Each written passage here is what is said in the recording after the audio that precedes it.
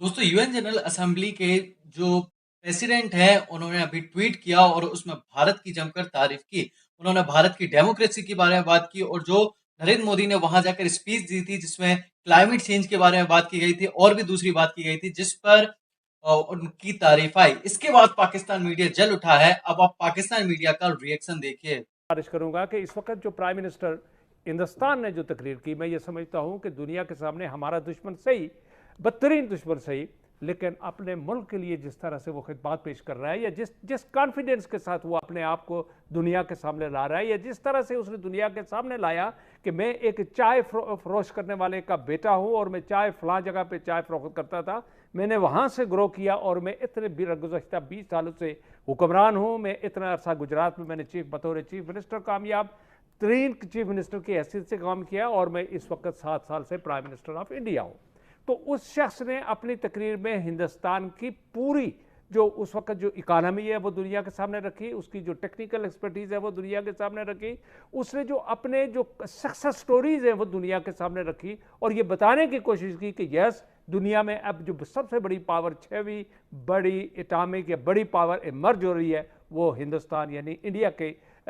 नाम से वो सामने आ रही है और उसने ये बताने में पूरे अपनी कोशिश की। लेकिन साथ ही उसने अफगानिस्तान और टेररिज्म और पाकिस्तान को मरूद इल्ज़ाम ठहराने में उसने जिस चाबकदस्ती से और जिस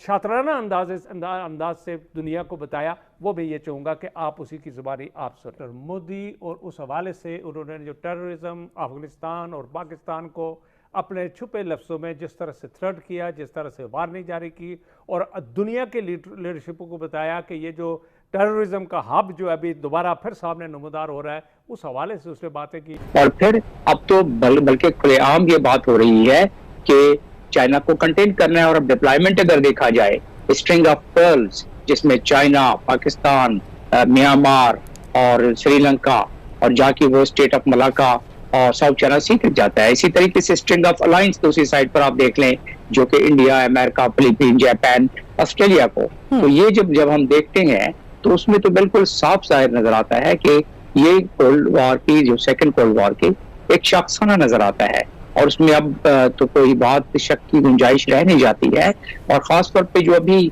हाल ही में एक मुआहदा हुआ है और जो कि अस्करी मुआहदा हुआ है, पहली मरतबा साउथ चाइना सी और इंडो पैसिफिक ओशन में डिप्लॉयमेंट के लिए, जो कि खास तौर पर जिसमें कि ऑस्ट्रेलिया है, यूके है, अमेरिका और बरतानिया है। जी जी। तो उसमें उस लिहाज से तो ये मिलिट्री जब पोस्चरिंग हो जाए और